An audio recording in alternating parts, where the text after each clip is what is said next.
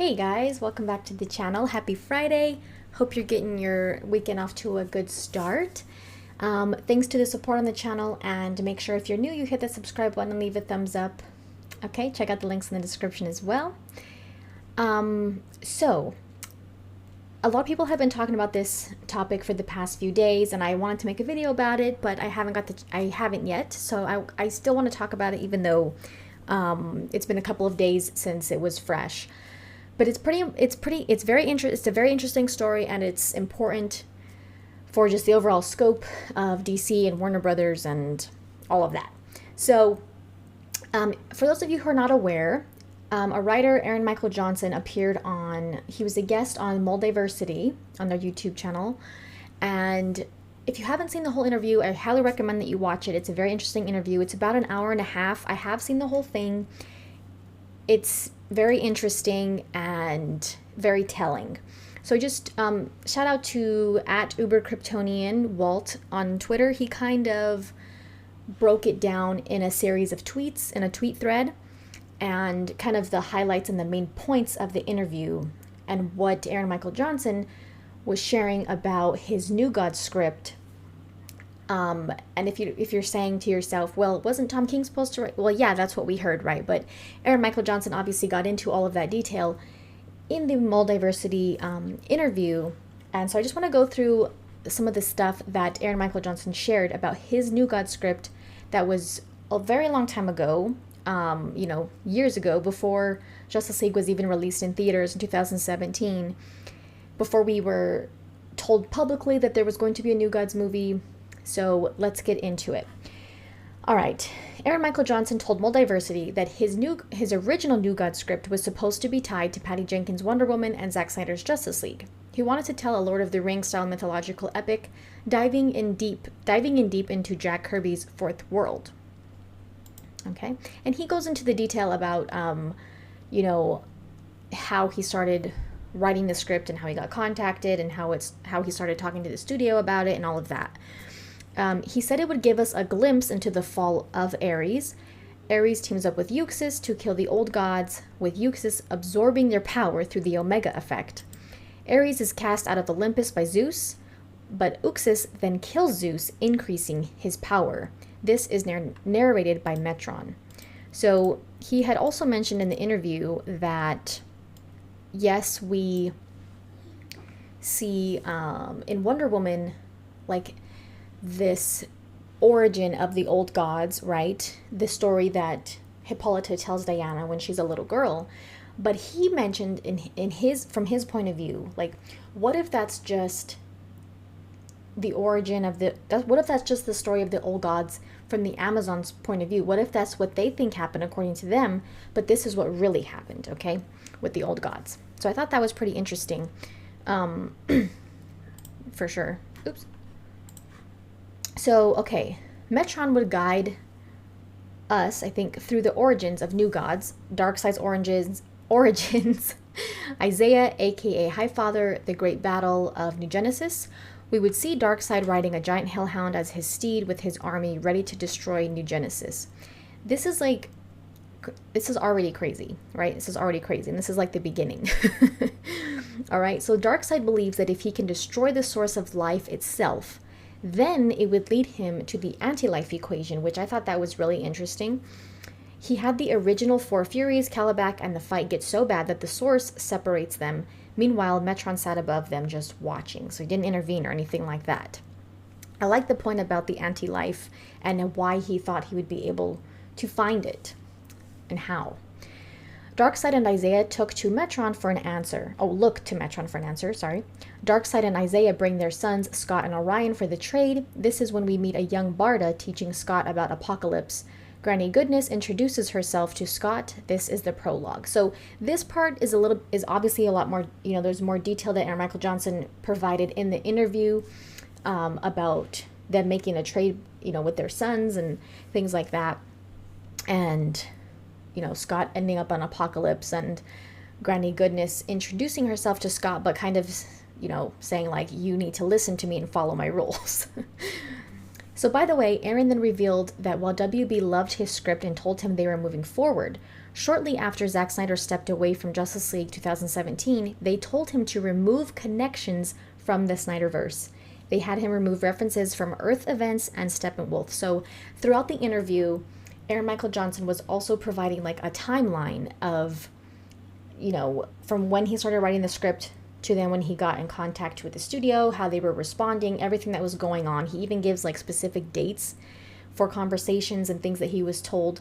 And so he goes into a lot of detail about that. Like I said, if you haven't seen that interview, you should watch it. If you're interested in the detail of how this whole timeline worked out with his experience with the studio was very strange and wishy-washy, and he had some crazy details to share. But this is a big thing, that when Zack Snyder stepped away from Justice League in 2017, that's when they told him, okay, we want to distance the New God story as much as we can. We want to distance that from things that are happening in the Snyderverse and Zack Snyder's universe.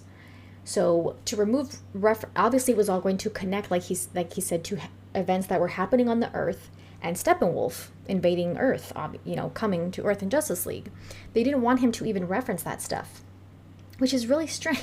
I mean, it's weird, but it's not surprising, but weird. They had him remove things about Orion's parentage, Steppenwolf, Tigra, the betrayal Desaad was referencing in Zack Snyder's Justice League, and hints of Barda potentially being an Amazon, which is pretty awesome. So they didn't want him to really go into detail. They wanted him to remove all of that stuff, which is like, how are you going to have a New Gods movie if you remove certain details like this about those characters? And yeah, I mean, what's wrong with Barda potentially being an Amazon? That's pretty epic. Aaron says that Justice League and the shakeups at WB and DC were creating a shift in how New Gods could be approached as potentially its own thing, disconnected. Like, why would you want it to be disconnected if you're introducing an apocalyptic character, Steppenwolf, in Justice League? So even though they changed Steppenwolf's character significantly in Justice League compared to Zack's version, he was still from Apocalypse. He still had the same... It was still Steppenwolf. They didn't completely change him out for a different villain. Like, why would you want to... I guess because they saw that Aaron Michael Johnson's script and his story and everything was more connected to Snyder's vision for the universe and for these characters, and so that's why. He started getting script notes from someone who actually knew about the New God source material. The theory was that since Jeff Johns became head of DC Films, he was possibly the one giving notes. So Aaron had a lot throughout the interview. He talks about this person who was getting notes from, he didn't know who they were, but that he started getting followers on Twitter also that were, they all had like names in their username. They all had words in their username connected to the New Gods and stuff like that. And it was really strange and it was kind of weird. And like he said, the person who giving him the notes knew a lot about New Gods lore. And so that's what his personal theory was that it was Jeff Johns. Suddenly, Aaron's Twitter was getting followed by countless random New Gods accounts that were likely set up by marketing. He was getting congratulations from numerous people, even someone from Marvel.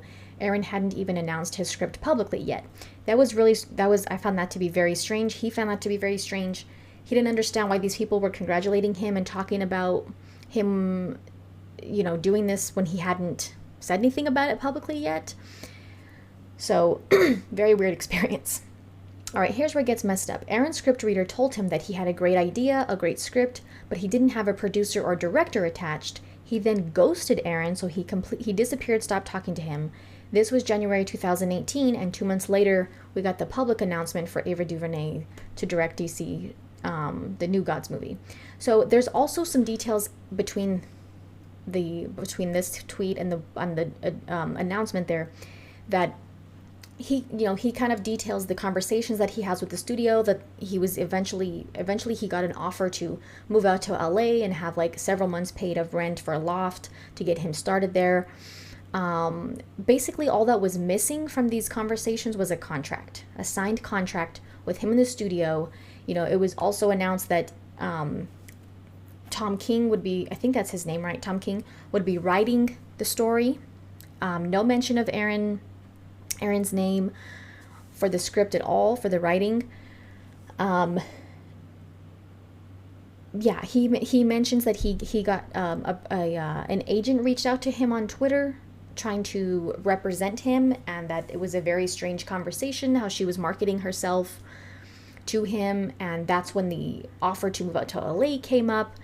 And he explains in the interview that when the shift started happening within DC, when Zack Snyder left, when Ben Affleck left the Batman movie, when all of these things started changing at DC, he knew that this was probably not going to happen. He knew that there was something, that felt strange about the whole situation. It didn't sit right with him. And eventually, there was at one point that he took a break. He had turned in 9 drafts of the script total, I think, by this time the situation was all over with. He had took a break from it because it was stressful. It was a stressful situation, and they just kept wanting him to change things and get away from. Oh, I remember there's another thing. He was also told by this agent that wanted to represent him that it would be beneficial for him to stop following accounts on Twitter that were Snyder fans or Snyder supporters, people who were supporters of the release the Snyder Cut movement, because it could be a bad image for him. It could give him a bad image because the fans are toxic. So he was told to stop following those fans and accounts, and he was also told to stop writing on Comic Book Debate. I think that's what he said he writes on. I believe so.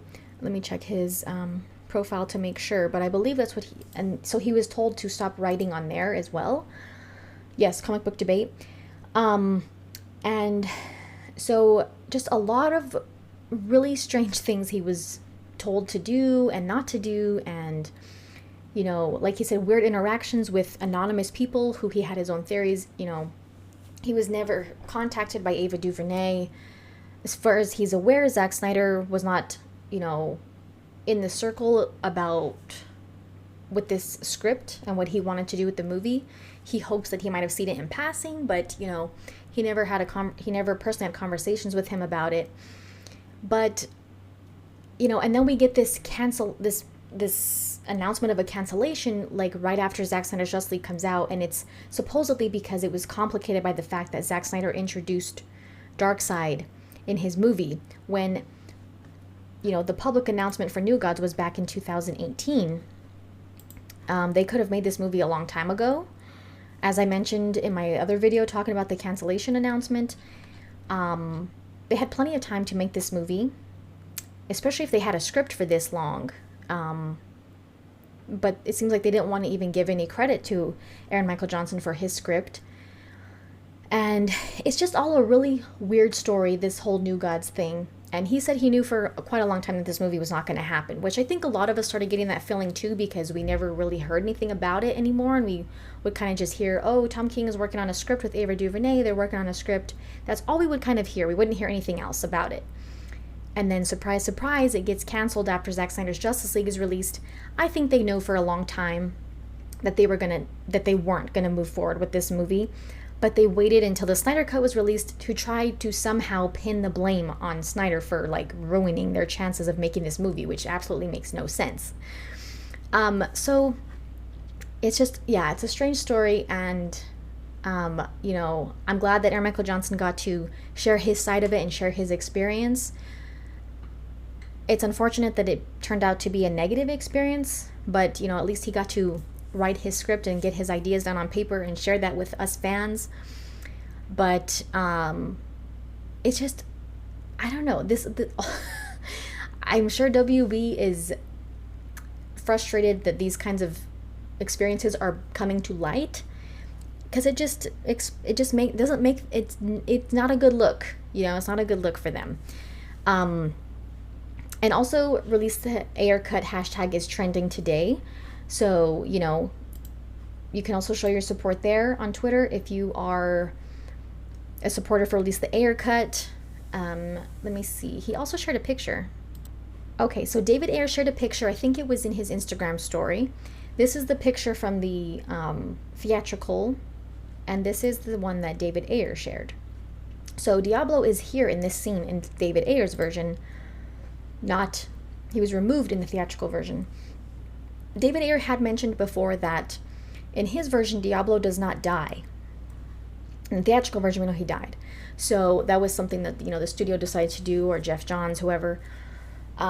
He wasn't supposed to die in David Ayer's version. And I think it's interesting that he kind of followed, I'm not saying followed Zack Snyder, but it's interesting that he shared it in black and white, kind of like what Zack Snyder was doing when he would share pictures. Well, he still does. He still shares pictures in black and white. So yeah, I mean, if you're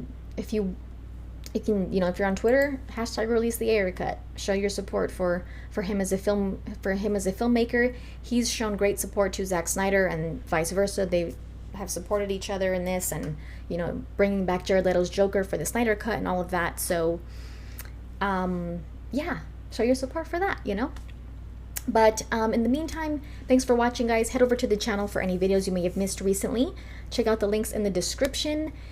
And also, this weekend is JusticeCon. It started today. Today were the workshops, and tomorrow is all about Zack Snyder's Justice League, and Sunday is all about Army of the Dead.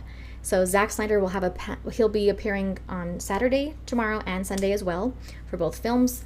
There's a bunch of good guests lined up: Ray Porter, Ray Fisher, Joe Manganiello, Deborah Snyder. And so make sure you check out the schedule for JusticeCon. They've shared it on Instagram and Twitter. And thank you guys for watching. We will see you guys next time.